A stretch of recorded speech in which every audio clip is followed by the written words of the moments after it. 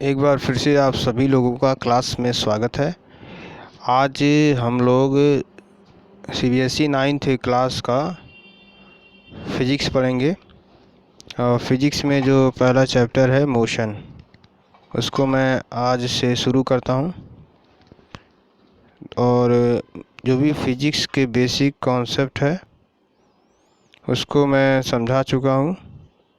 जैसे आपको यूनिट के बारे में पता होना ज़रूरी है और कितने सिस्टम होते हैं यूनिट के। ये वीडियो आप देख सकते हैं, इसका वीडियो मैं अपलोड कर चुका हूँ। ठीक है, जो भी फिज़िक्स का बेसिक कॉन्सेप्ट है 9th क्लास के लिए, उसका वीडियो आपको चैनल पर मिलेगा, उसको आप देख लेंगे। तो चलिए चैप्टर का शुरुआत करते हैं। फिज़िक्स से आज से हम लोग पढ़ेंगे। चलिए शुरू करते हैं क्लास 9th का फिज़िक्स मैं शुरू कर रहा हूँ। देखिए, पहला जो डिफिनीशन है मोशन का डिफिनीशन है। इस चैप्टर शुरू होता है मोशन से, तो मोशन पता होना ज़रूरी है। What is motion? मोशन क्या होता है, चलिए बात करते हैं हम लोग। व्हाट इज़ मोशन, नोट कर लीजिए। अभी हिंदी और इंग्लिश मिक्स करके बोलेंगे, फिर पूरा इंग्लिश में बोलेंगे, उसको नोट करेंगे।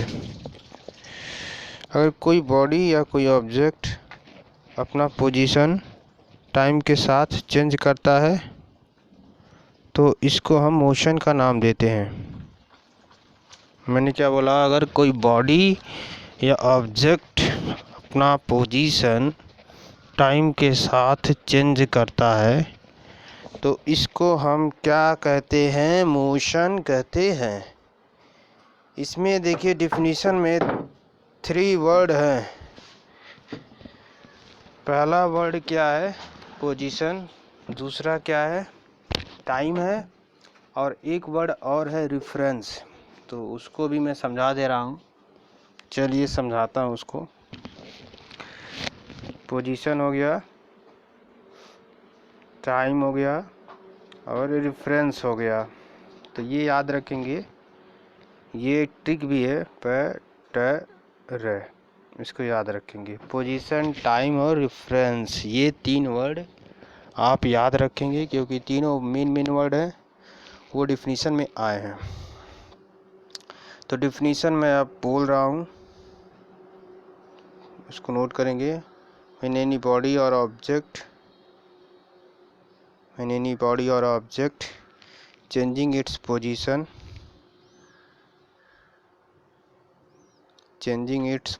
with time,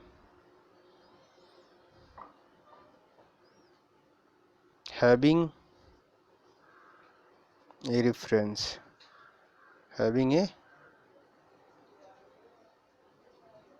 reference, then this is called motion. When any body or object changing its position with time, having a reference, then this is called motion. अब देखिए रेफरेंस क्या होता है। रेफरेंस का मतलब रेस्ट होता है। ये जो रेफरेंस आया है इसका मीन्स क्या होता है? रेस्ट होता है, या स्टेशनरी भी बोल सकते हैं। ठीक है। तो ये डिफिनीशन आप इसको नोट कर लेंगे, इंग्लिश में है पूरा। तो अब चलते हैं आगे, हम लोग बात करेंगे इस डिफिनीशन को और अच्छे से समझते हैं। देखिए, एक बॉडी है, एक ऑब्जेक्ट है। मान लीजिए कि मैं एग्जांपल ले रहा हूँ, ये कोई लड़का है। ठीक, ये इसकी आँख और नाक। ठीक, एक लड़का है और यहाँ पर ये हाईवे है, सपोज दैट। ठीक, ये हाईवे है। अब यहाँ पर कोई, मान लीजिए कोई ऐसे बस आ रहा है या कोई भी गाड़ी है, वैसे आ रहा है। ठीक है, ऐसे से आ रहा है, जैसे यहाँ पर रुकता है इसके सामने। ठीक, इसने क्या नोटिस किया, इसने ये देखा इसका जो पोजीशन है टाइम के साथ चेंज हो गया। इसका पोजीशन टाइम के साथ चेंज हुआ। ठीक, और ये जो बॉय है, ये बॉय क्या है, रेस्ट में है। ये जो बॉय है ये क्या है, रेस्ट में है, रेफरेंस है। ठीक, और यहाँ पर क्या हो रहा है, यहाँ पर पोजीशन टाइम के साथ चेंज हो रहा है। तो वो 3 वर्ड आपको मिल गया ना कि पोजीशन किसका चेंज हो रहा है। ये जो बस है इसका पोजीशन टाइम के साथ चेंज हो रहा है, और ये लड़का क्या है, रेफरेंस है। मान लीजिए दूसरा कंडीशन, ये जो लड़का है इस बस के साथ दौड़ना शुरू कर देता है। मान लीजिए बहुत धीरे धीरे बस चल रहा है, ये बस चल रहा है और ये लड़का भी चल रहा है, दोनों चल रहे एक साथ। तो क्या अब ये लड़का बस को देखता है तो क्या इस बस का पोजीशन उसके रिस्पेक्ट में चेंज हो रहा है? नहीं। तो यहाँ मोशन नहीं डिफाइन हो पाएगा। मान लीजिए 2 लोग साइकिल चला रहे हैं, दोनों एक साथ साइकिल चला रहे हैं, बगल में बात करते हुए जा रहे हैं, तो किसी का पोजीशन किसी के रिस्पेक्ट में नहीं चेंज होता है, तो यहाँ मोशन को हम डिफ़ाइन नहीं कर सकते। ठीक, जब पोजीशन टाइम के साथ चेंज होगा तभी मोशन डिफ़ाइन होता है। तो इसके लिए किसी एक बॉडी या ऑब्जेक्ट को रेस्ट में होना ज़रूरी है। जैसे हाईवे के बगल में जो भी पेड़ पौधे होते हैं, फिर बिल्डिंग होती है, रेस्ट में होता है, और वहाँ पर जो भी ट्रक है, बस है, कार है, सब मोशन में हमको दिखता है। ठीक है, चलिए, तो मोशन के कॉन्सेप्ट क्लियर होता है आपको। अब आते हैं हम लोग how many type of motion. Heading लगाइए, टाइप ऑफ मोशन। बारिश हो रहा है, टाइप ऑफ मोशन। मोशन कितने टाइप का होता है? There are basic 2 type of motion. Okay, there are basic 2 type of motion. Note करिए, यूनिफॉर्म मोशन और दूसरा क्या है, नॉन यूनिफॉर्म मोशन।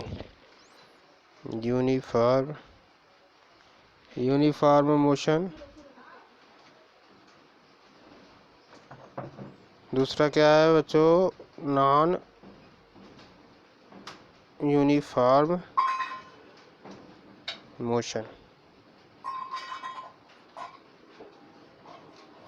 ठीक, तो यूनिफॉर्म मोशन क्या होता है और नॉन यूनिफॉर्म मोशन क्या होता है, चलिए बताते हैं। ठीक, तो हेडिंग लगाइए, यूनिफॉर्म मोशन। यूनिफॉर्म मोशन क्या होता है? यूनिफॉर्म मोशन क्या होता है इसके बारे में बताते हैं। देखिए, अगर कोई बॉडी या ऑब्जेक्ट इस तरह से मोशन करता है कि वो equal distance in equal interval of time cover करता है, तो ऐसे मोशन को हम लोग यूनिफॉर्म मोशन कहते हैं। डिफिनीशन नोट कर लीजिए, equal distance in equal interval of time, then this is called uniform motion.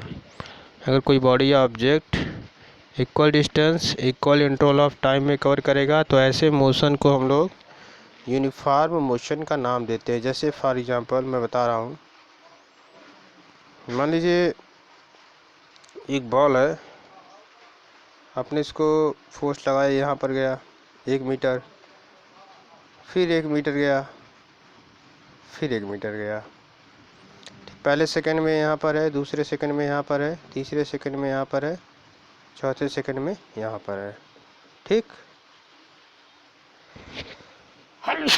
1 minute. ठीक, तो पहले सेकंड, दूसरे और तीसरे चौथे सेकंड, देखिए यहाँ 1-1 मीटर का डिस्टेंस है, इक्वल डिस्टेंस है कि नहीं। और टाइम का इंटरवल, यहाँ पर टाइम का इंटरवल कितना है बनेगा बताइए, 2 - 1 that is 1।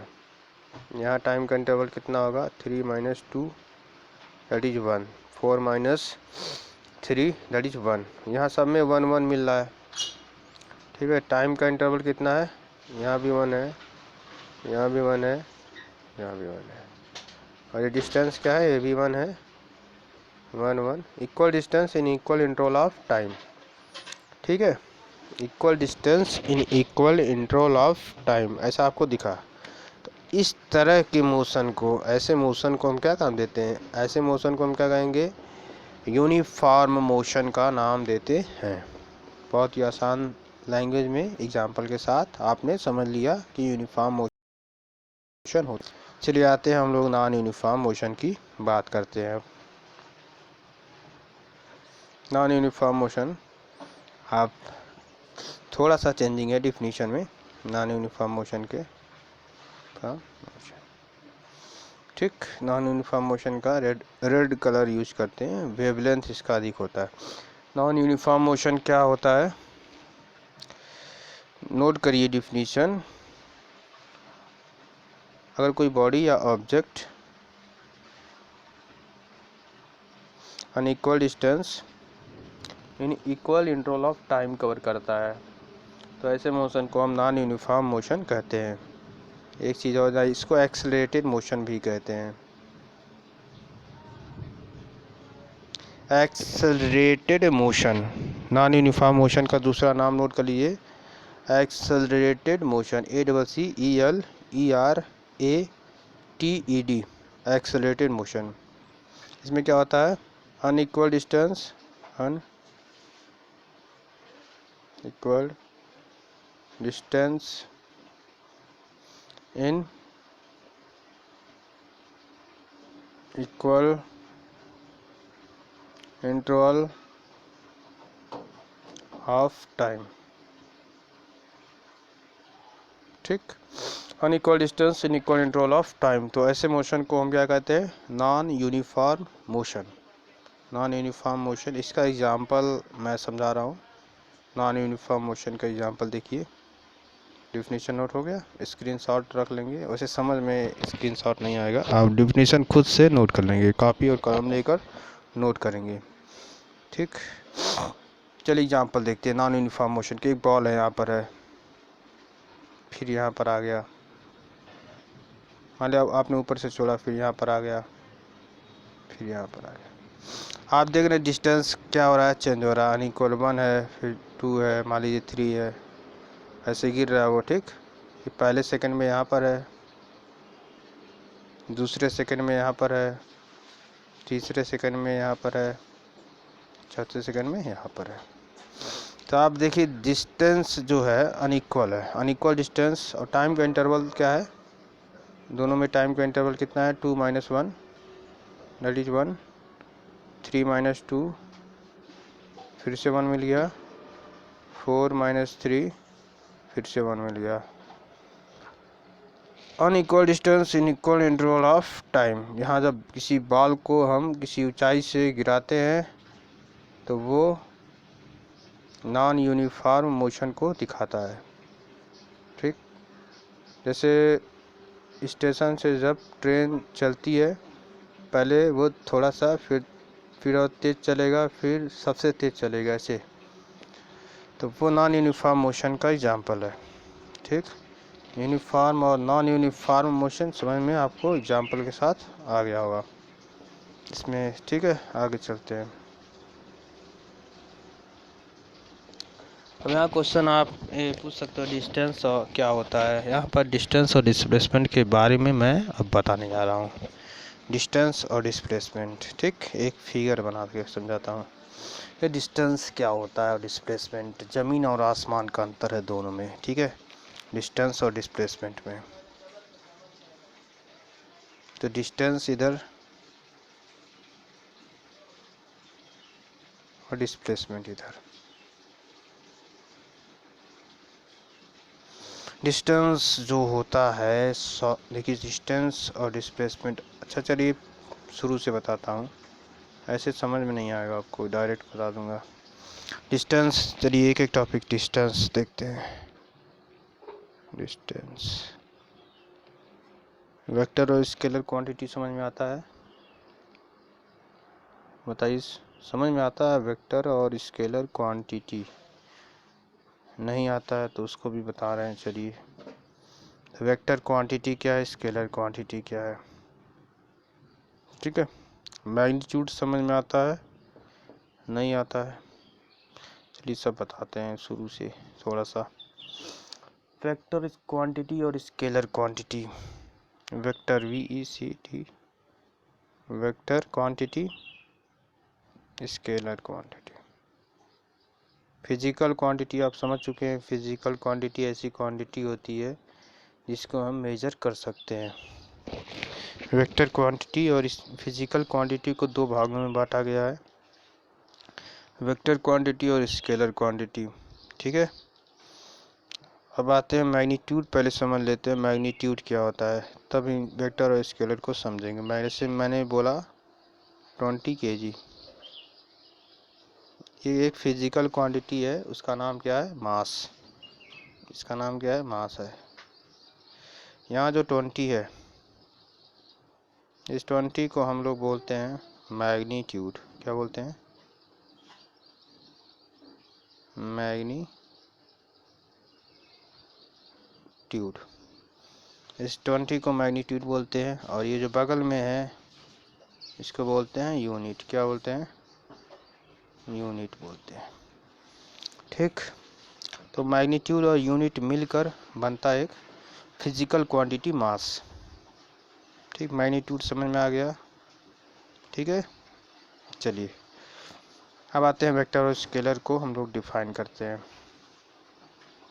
Vector quantity, vector quantity,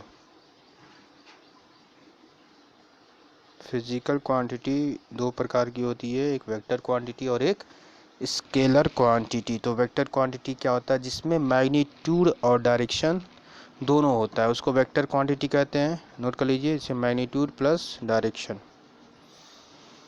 magnitude हो और डायरेक्शन हो तो उसको हम क्या कहेंगे, वेक्टर क्वांटिटी कहते हैं, ठीक। एग्जाम्पल मैं समझा रहा हूँ आपको। जैसे मान लीजिए कहीं आपने फोर्स लगाया,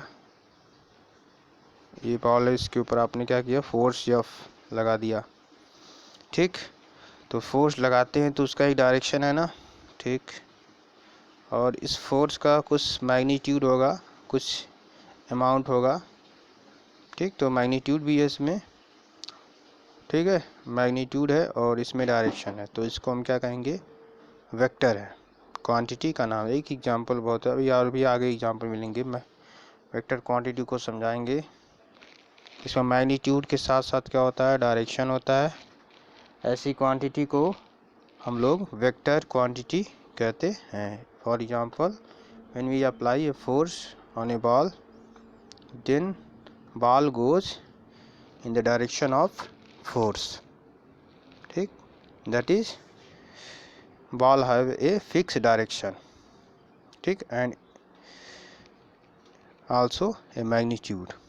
एक मैग्नीट्यूड भी है, फोर्स का मैग्नीट्यूड भी है। मान लीजिए 10 न्यूटन का फोर्स लगाते हैं, हम न्यूटन के बारे में अभी आगे, ठीक है। चलिए आगे चलते हैं। M+D याद रखिएगा, मैग्नीट्यूड और डायरेक्शन होता है। इतना शॉर्ट में बताता हूँ, ठीक है, तभी कुछ बच्चे भूल जाते हैं। चलिए आगे, scalar quantity, scalar quantity, scalar quantity, scalar की वेक्टर को सदिश कहते हैं हिंदी में, और स्केलर को अदिश कहते हैं, जिसमें अदिश दिशा ना हो, ठीक। तो इसको डिफाइन कैसे करते हैं, विच हैज़ ओनली मैग्नीट्यूड, जिसमें केवल मैग्नीट्यूड होता है, उसको हम क्या कहते हैं, स्केलर क्वांटिटी कहते हैं। जैसे एग्जाम्पल में, जैसे मैंने अभी बोला आपको 20 kg बोला है, अब बताइए इसमें केवल मात्रा है ना, मैग्नीट्यूड है। क्या मास का कोई फिक्स डायरेक्शन होता है, कहीं पर आप रख देते हो मास को, उसका कोई फिक्स डायरेक्शन होता है, नहीं, ठीक। मान लो एक कोई भी सामान लियो, तो आप उसमें कहते हो कि 20 kg इस डायरेक्शन में है, 20 kg इस डायरेक्शन में, ऐसा नहीं बोलते हो ना, ठीक। तो उसमें कोई डायरेक्शन, फिक्स डायरेक्शन नहीं है, तो उसको हम क्या कहेंगे, स्केलर। जैसे टेम्परेचर हो गया, टेम्परेचर आपके रूम का टेम्परेचर जो है मान लीजिए नियर अबाउट 20 डिग्री सेल्सियस है, तो वहाँ उस टेम्परेचर का क्या कोई फिक्स डायरेक्शन है? नहीं है। तो वो क्या है? एक स्केलर क्वांटिटी है। इसमें डायरेक्शन फिक्स नहीं होता है, उसको स्केलर क्वांटिटी कहते हैं। और जिसमें डायरेक्शन होता है उसको हम क्या कहते हैं? उसको वेक्टर क्वांटिटी का नाम देते हैं। ओके, चलिए, ये मैंने बहुत ही मेन टॉपिक समझाया। ये हर जगह आपको यूज़, फिजिक्स में ये पूरा वेक्टर और स्केलर का कॉन्सेप्ट आपको एकदम क्लियर होना चाहिए। मैग्नीट्यूड का डिफिनीशन नोट कर लेंगे। क्या होता है मैग्नीट्यूड? कोई पूछा डिफाइन करो। चलो, न्यूमेरिकल वैल्यू ऑफ, देखो न्यूमेरिकल वैल्यू मैं समझा दे रहा हूँ इसी एग्जांपल में। Numerical value of a physical quantity, numerical value of a physical quantity is called magnitude. ठीक, is called magnitude. Numerical value of a physical quantity is called magnitude. Clear? अब आते हैं डिस्टेंस और डिस्प्लेसमेंट। लगाते हैं distance. Distance से बहुत ही आसान है, अभी समझा दे रहे हैं चुटकियों में। डिस्टेंस जैसे मान लीजिए एक बॉल आप फेंक रहे हैं, बॉल ही बेस्ट एग्जांपल ले रहा हूँ। ये बॉल ये ए पोजीशन पे है, इसको बी पोजीशन पे जाना है। ठीक, तो डिस्टेंस क्या होता है? यहाँ गया बॉल, फिर यहाँ गया बॉल, फिर यहाँ गया बॉल। ए से बी जाने का ये क्या होता है? ये लॉन्गेस्ट पाथ होता है, सबसे लंबा रास्ता। जो ए से बी जाने वाले लंबे रास्ते हैं, उन रास्तों को ही हम क्या कहते हैं? डिस्टेंस कहते हैं। उस रास्ते की लंबाई को क्या कहते हैं? लेंथ को क्या कहते हैं? डिस्टेंस कहते हैं। हिंदी में बोल दिया जाते, चलिए इंग्लिश में बताते हैं। देखिए, ए से बी जाने के जो लॉन्गेस्ट पाथ होते हैं, जैसे ये हो गया, ये हो गया, और ऐसे घूम के गए। ठीक, तो ये सब क्या होते हैं? डिस्टेंस होते हैं। तो नोट कर लीजिए definition. Longest path covered by, longest path covered by any body or object from initial position A to final position B। Initial और फाइनल पोजीशन भी समझ में आता है। ठीक है, the longest path covered by any body और object from initial to final position is called distance. Distance clear हो गया। इसी में मैं आपको डिस्प्लेसमेंट भी बता दे रहा हूँ। अब देखिए, ए से बी तक जाने का सबसे छोटा रास्ता क्या होगा? ये डायरेक्ट होगा। इसी को हम क्या कहते हैं? डिस्प्लेसमेंट कहते हैं। ठीक, डिस्प्लेसमेंट कहते हैं। तो इसका डेफिनेशन क्या है? Shortest path covered by any body और object from initial to final position is called displacement. ठीक, समझ में आ गया होगा? Shortest path covered by any body और object from initial to final position is called distance. वो डिस्टेंस होगा। और ये क्या है? ये डिस्प्लेसमेंट है। तो देखिए, यहाँ दो है, इसमें बताइए आप किस में डायरेक्शन फिक्स है? डिस्प्लेसमेंट जो है उसमें डायरेक्शन फिक्स है, क्योंकि डिस्प्लेसमेंट है ये, इसमें डायरेक्शन फिक्स है ना। तो ये क्या है? वेक्टर है। क्या होता है? वेक्टर होता है। और ये जो है यहाँ पर जो पिंक कलर यूज कर रहा हूँ, ये क्या है? ये डिस्टेंस, इसमें डायरेक्शन फिक्स नहीं है। ठीक, कभी इधर गया है, कभी इधर जा रहा है। ठीक, ये डायरेक्शन हो रहा है, तो ये डायरेक्शन फिक्स नहीं है। तो इसको हम क्या कहेंगे? स्केलर क्वांटिटी कहते हैं। ठीक है, डिस्टेंस का एक डिफिनीशन और है, total path covered by any body और object from initial to final position. Class में कभी ये भी बच्चे पूछते हैं, इसको भी लिख सकते हैं। Total path covered by any body और object from initial to final position is called displacement. रास्ते की जो लंबाई होती है, लेंथ होता है, उसी को हम लोग क्या नाम देते हैं? डिस्टेंस देते हैं। ठीक है, कहीं से कहीं जाओ तो अगर जो पाथ है उसके लेंथ को मेजर करो तो वही क्या होता है? डिस्टेंस होता है। ठीक, चलो अब डिफरेंस देख लिया जाए। डिस्टेंस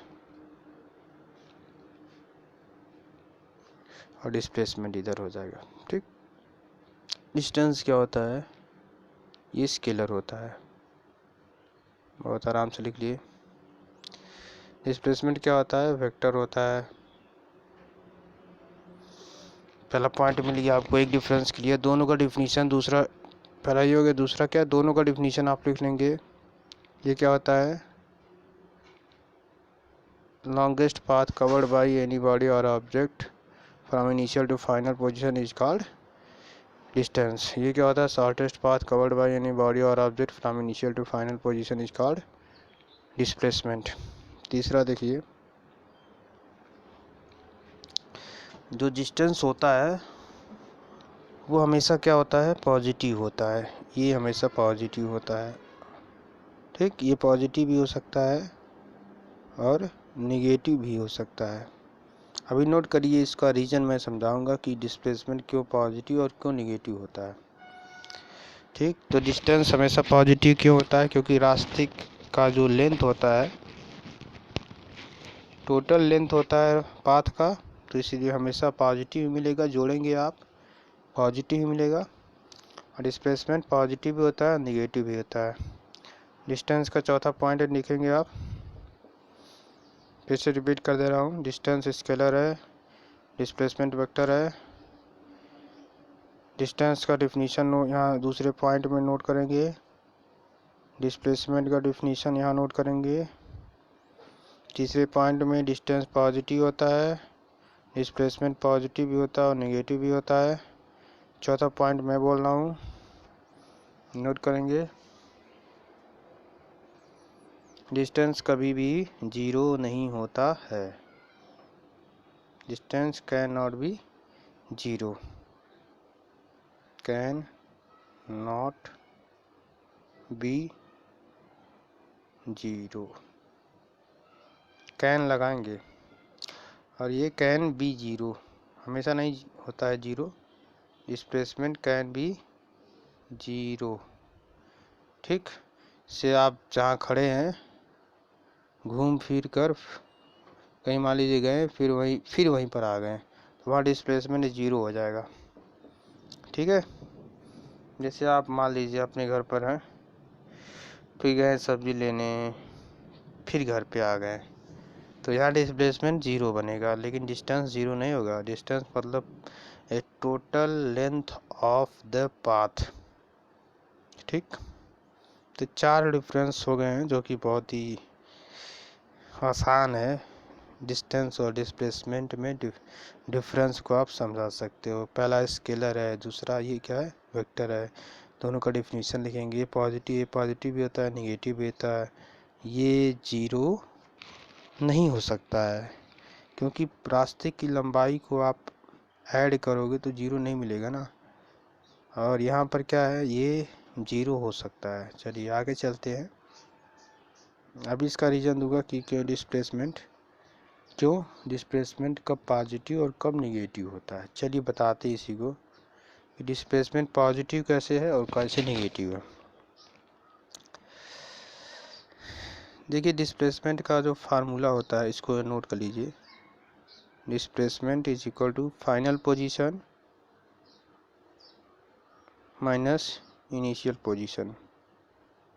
ठीक, फाइनल पोजीशन में से इनिशियल पोजीशन आप निकालते हैं तो डिस्प्लेसमेंट मिलता है।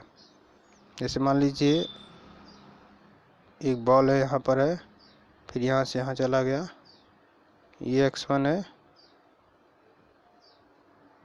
और इसका पोजीशन क्या है, x2 है। तो फाइनल पोजीशन x2 में से x1 को निकालेंगे तो आपको डिस्प्लेसमेंट ये मिल जाएगा, ये पूरा बीच का मिल जाएगा, ये इतना मिल जाएगा जो सर्कल किया। x2 में से आप x1 निकालेंगे तो आपको क्या मिलेगा, डिस्प्लेसमेंट मिलेगा। ठीक, चलिए तो उसी के बारे में हम लोग बात करते हैं। अब कैसे पॉजिटिव कब होगा, कब निगेटिव होगा। तो मैं क्या कर रहा हूँ, यहाँ पर मैं लिख दे रहा हूँ फाइनल पोजीशन क्या है, x2 है, और माइनस यहाँ इनिशियल पोजीशन क्या है, x1 है। ठीक, तो अब हम लोग इसमें बात करेंगे, ये x1 है तो डिस्प्लेसमेंट का formula x2 minus x1, x2 क्या फाइनल पोजीशन, x1 क्या है इनिशियल पोजीशन। ये फिगर आप लोग ड्रॉ करेंगे। ठीक, ये कोई पोजीशन था A, तो डिस्प्लेसमेंट हो गया x2 माइनस x1। ठीक, चलिए बताते हैं। मान लीजिए पहला केस फर्स्ट है, केस फर्स्ट x2 अगर x1 से बड़ा है, x2 is greater than x1, then displacement will be, displacement is equal to, बताइए निगेटिव और पॉजिटिव। x2 10 है और x1 मान लीजिए 5 है, तो ये पॉजिटिव ही होगा। ठीक, डिस्प्लेसमेंट क्या होगा, पॉजिटिव होगा। पहला तो ये हो गया, केस फर्स्ट हो गया ये। केस सेकंड पे आते हैं हम लोग। केस सेकंड आप लोग देखेंगे अब। केस सेकंड,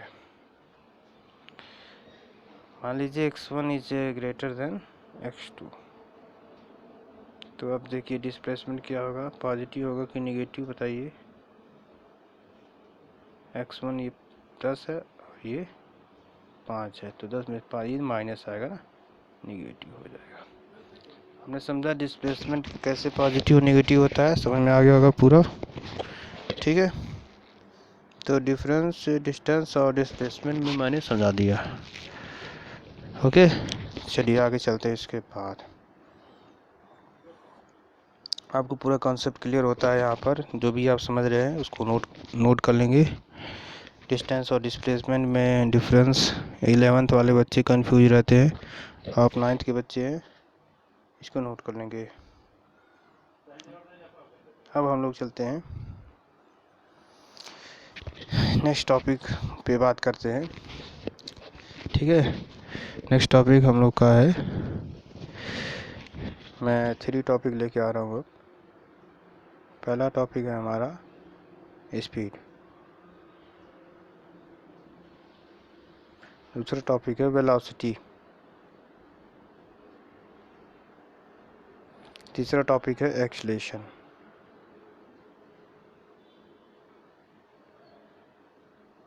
ठीक, तो स्पीड, वेलोसिटी और एक्सीलरेशन का डिफिनीशन हम लोग इसको नेक्स्ट लेक्चर में देखा जाए, क्योंकि आप कंटिन्यू पढ़ेंगे आप भी बोर हो जाएंगे। ठीक है, तो आज के लिए इतना ही।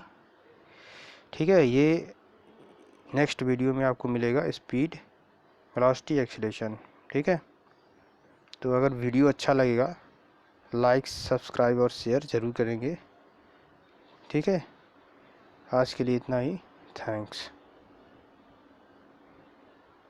प्लीज़ वीडियो लाइक, सब्सक्राइब और शेयर ज़रूर करें। ठीक है, thank you very much, thank you.